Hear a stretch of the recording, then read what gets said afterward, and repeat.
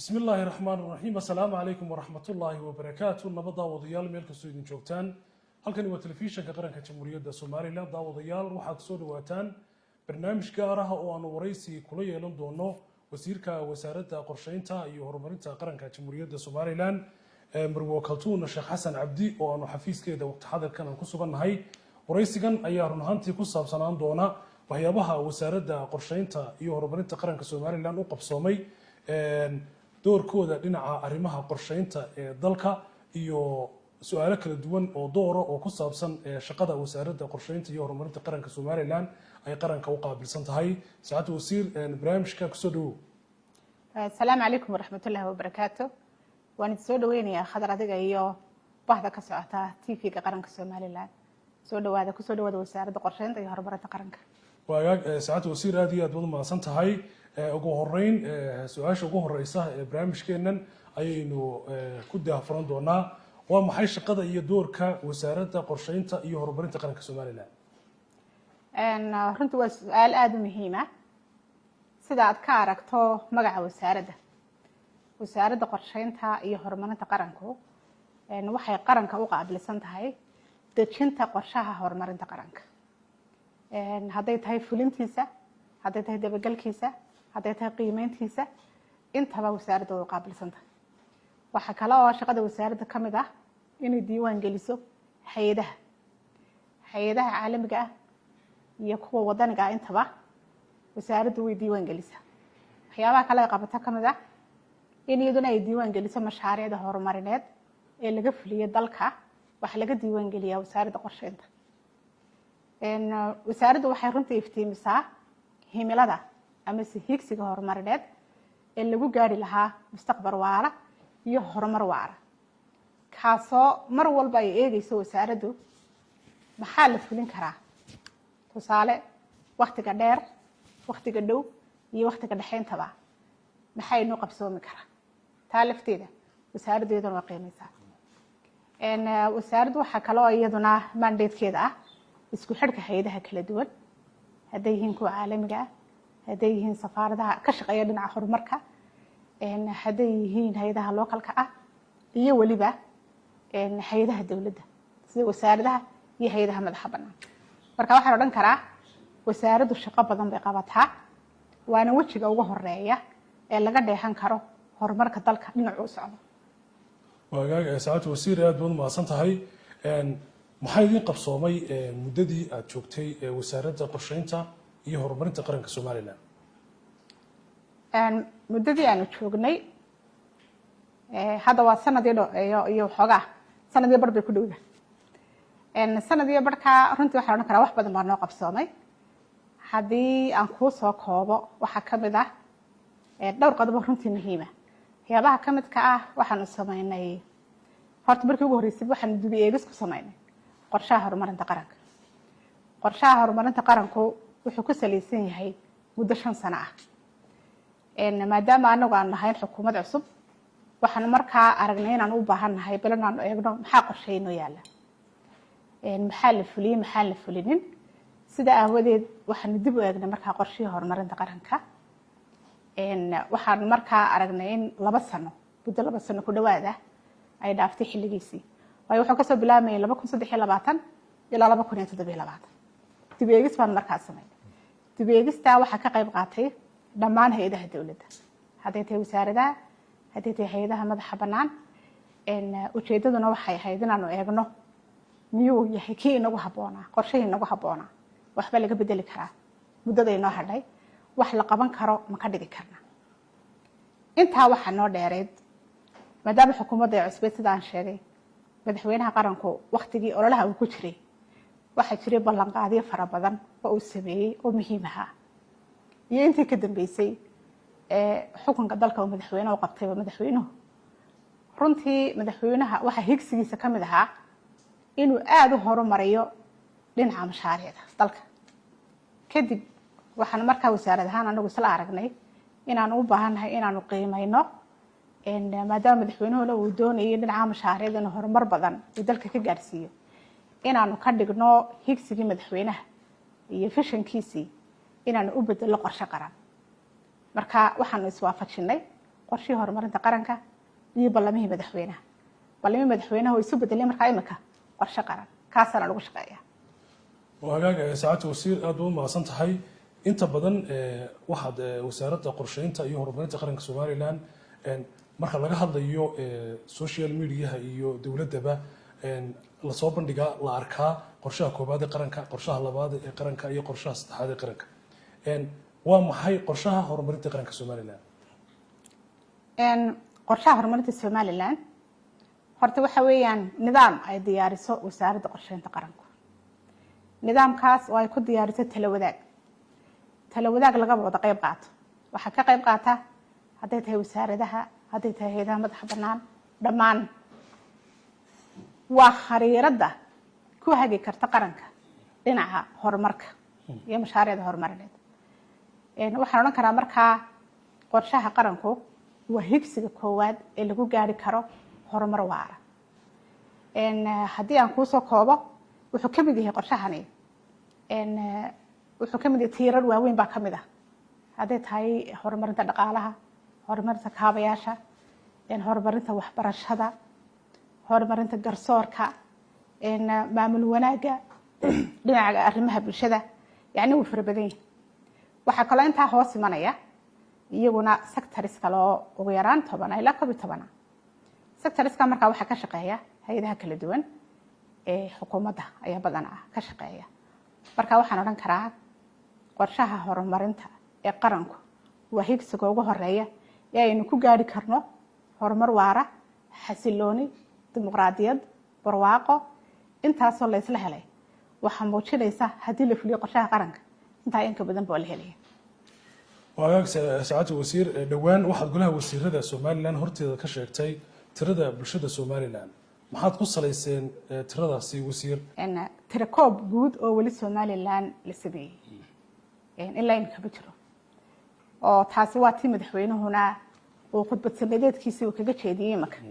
in loo baahan yahay in la sameeyo tira koob guud laakiin waxa la sameeyay qiyaas lagu saleeyay bulshada Soomaaliland intay leegayaan haddii aad markaa weydiisay laga soo bilaabo 2014 wasaaradda qorsheynta horumarinta qaranka iyo hay'adda UNFPA ayaa waxay sameeyeen qiyaas dadweynaha Soomaaliland qiyaasta markaa xilligaa waxa lagu qiyaasay in ka badan 3 milyan iyo badh bulshada Soomaaliland inay tahay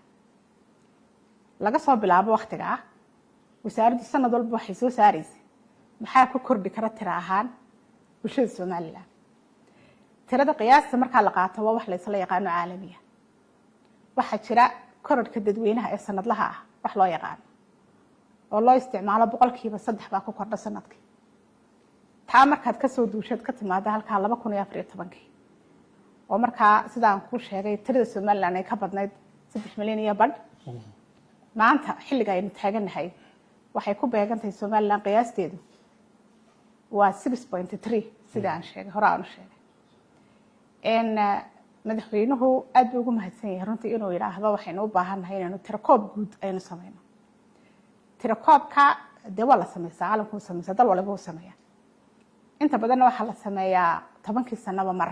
ayaa la sameeyaa waxay inoo suuro gelinaysaa haddii aynu sameysano inagu Soomaaliland ahaan qorshahan horumarinta qaranka gabigiisuba wuxuu ku saleysnaan doonaa tiro koobka la sameeyo hadday tahay qiyaasta bulshada hadday tahay xaaladda dadka ku nool yahay hadday tahay sidee wax loo qaybinayaa khayraadka ee dadka loo gaarsiinaya ee gobolada loo gaarsiinaya ee degmooyinka loo gaarsiinaya marka la helo tiro sax oo sugan waxa la helayaa marka khayraadka inay dadku si cadaalad ah markaa u helaan oo loogu qaybiyo marka dhinaca horumarinta iyo dhinaca mashaariicda waxa furo u ah in la sameeyo tiro koob guud oo bulshada Soomaaliland oo dhan loo sameeyo hadii Ilaahay ka dhigo waana muhiim inaan sameysana وهاجا ساعات وسير أرنتا تاتر كوب كوكلا هذين كوسي شرنو سؤال كاسي ودين لها تاني حلقي أرنتا سي يقولها وسيرة الصومال هرتي ذا كشكتي ذاتك الصومال اللي أنا يبلشوا بقى بسكويتينيين ترى كوب محوية هاي سن هو السيل وقان كرا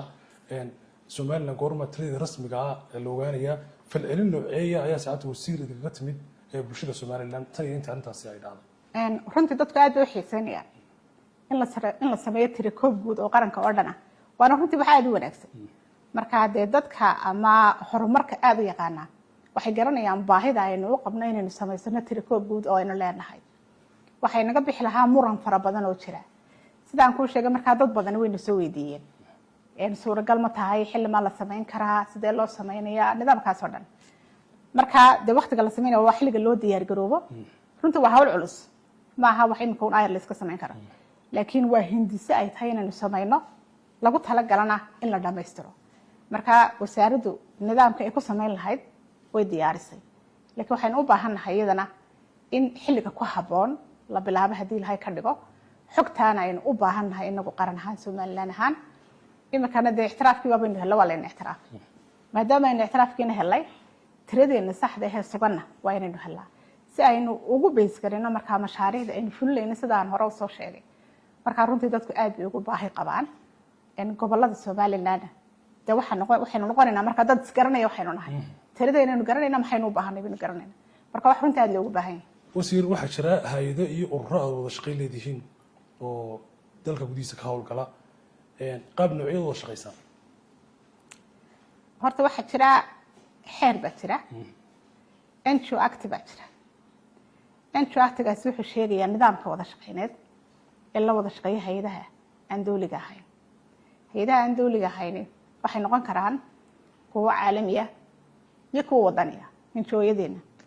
labadaba markaa xeerka ayaynu ku wada shaqeynaa habraacyo kala jiro aan ku wada shaqeyno dhammaan waxay ka diiwaan gashan yihiin wasaaradda qorsheynta mashaariicda ay fuliyaan baa laga diiwaan geliyaa waxaa suuragala in hay-adi timaado hay-adaasi sanadka ugu horeeya ay isdiiwaan geliso sanad walba markaa waxaa haddana la weydiiyaa maxaa usoo kordhay inta ay joogeen ribood bay keenaan riboodkaasi markaa wuxuu sheegayaa dalka inta ay joogeen imsa mashruuc bay ka fuliyeen imsa weli u harsan lacagta ay soo geliyeen maxay tahay sidee loo isticmaalay gobolada la geeyey maxaa ka mid ah sectorkay qaateen ay ka shaqeeyaan muxuu yahay markaa waxaanu wada shaqayn dheeraadaanu leenahay shirar baa la isugu yimaadaa riboodka sanadlaha baa yimaada mararka qaar waxaa kaloo jira iyadana qaybta monitoring and evaluation dabagalka iyo qiimeynta ah oo wasaaradda ay leedahay ayaa waxa iyaguna si joogto ah wala xiriiraan hay-adaha iyagoo markaas soo qiimeynaya mashaariicda ay qabteen iyo wixii aanay qaban markaa si joogto ah baanu wada shaqaynaa iyaguna way ku xidhayiin xafiiska wasaaradda qorsheynta wixii baahay ay u qabaana wayna wala yimaadaan iyagana waynu ka caawina markaa runtii wada shaqayn fiican ba naga dhexaysa qaybtiina dabagalka mashaariicda ee wasaaradda markay mashruucii ama hay-ad fuliso ama urur maxalli uu fuliyo kale ma goobtaad tagtaan oo lasoo hubiyaa mise si guud baad arrintaas u ogaataan waxaa la tagaa waxay ku xidhan tahay mashruuc wuxuu yahay haddii tusaale ay tahay dhaamis la qodo hadday beero tahay hadday waxbarashada tahay yani waxay ku xidhan tahay mashruuca laga shaqeynaya noocuu yahay markaa sayidkaa la tagaa waa lasoo eegaa waa lasoo qiimeeyaa qaabkay wax u qabteen waayo waxaa ku gaargaraynayaad haysataa markii hore heshiiskii lala galay waxaad markaas soo eegaysaa heshiiskii ma la fuliyey 100% mise lama fulin haddii la fulin waayo maxaa caqabadii ka hor yimid marka waxaanay leeyihiin dee nidaam ay isticmaalaan foomam la isticmaalo su-aalo laga soo jawaabayo waxaasoo dhan baa jira marka dee indicators iyo wixii loo baahnaa dhan ba halkaa kasoo baxa qiimeynta markaa riboodka waa la keenaa waa lala wadaagaa markaa hay-adihi haddii markaa hoosu dhac jiro dee riboodka waa loo diraa si toosa loogu diraa marka iyagaa kasoo jawaaba had iyo jeer haddii de khalad dhacana waa loo sheegaa khaladkooda haddii markaa wax wanaagsan ay qabteen dan waa loogu hambalyeeya wagaag wasiir maxaad sugan kartaa siyaasadda adduunka ayaa isbedel ay ku yeelan kartaa somaliland oo kale arrimihii ictiraafka oo kale dhawaaqii somaliland ee dunida gaadhay oo kale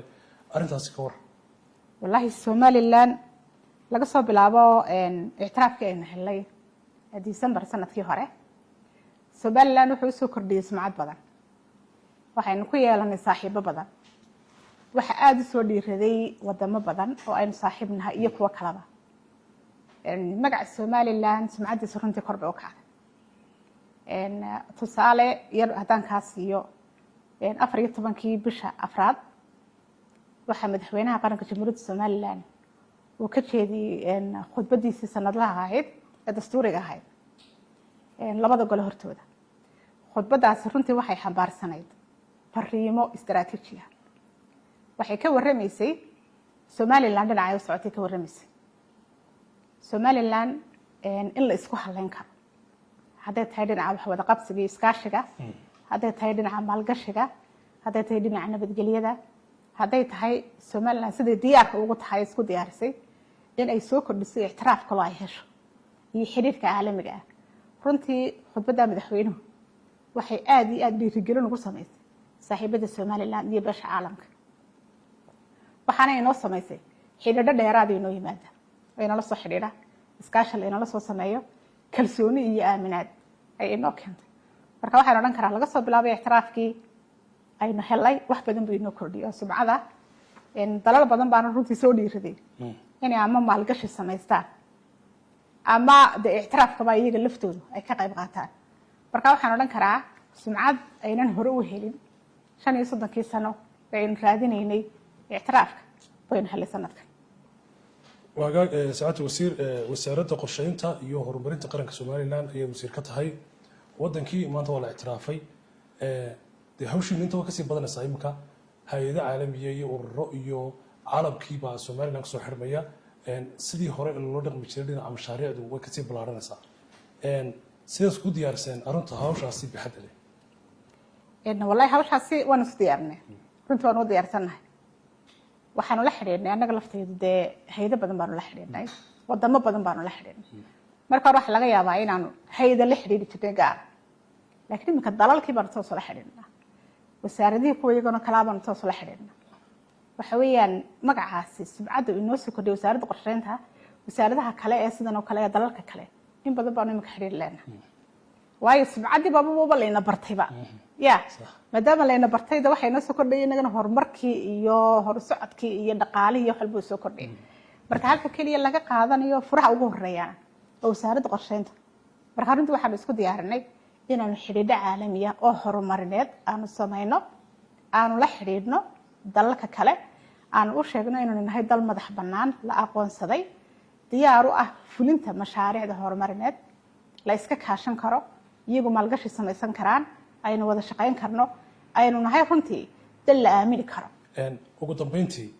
waa maxay fariinta guud ahaan oo diraysa shacabka Somaliland? shacabka Somaliland maanta waxaan u dirayaa waxay nagu soo beegan 18 May.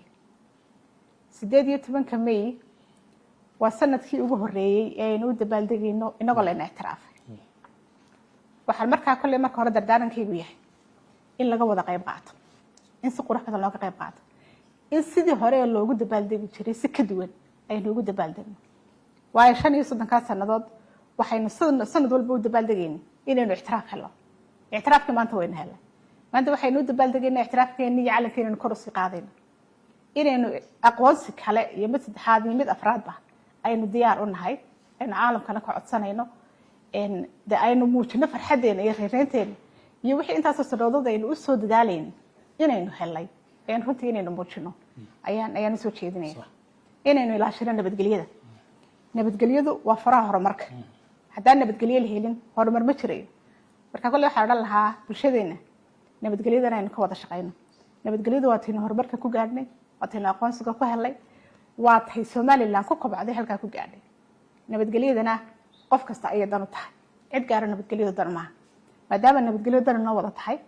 waayo nabadgelyo darradu waxay keeni kartaa dhaqaale xumo keeni kartaa, waxay keenaysaa saboolnimo inagu keenaysaa, shaahilnimo keenaysaa. waxaas oo dhan inagoo markaa ka hortagi karayna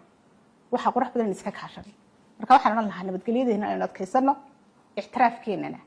aynu kor u qaadnay aqoonsigeena, ay dhiinmay iyo hawlaheena iyo dabaaldegyadeena horena inay guul aynu ku soo gaadhnay. dee waa aqoonsi iyo adkaysi baan leeyahay maanta. arrinta aynu dirayna Somaliland waa aqoonsigii heshay, waxaanu ka heshay waa adkaysiga.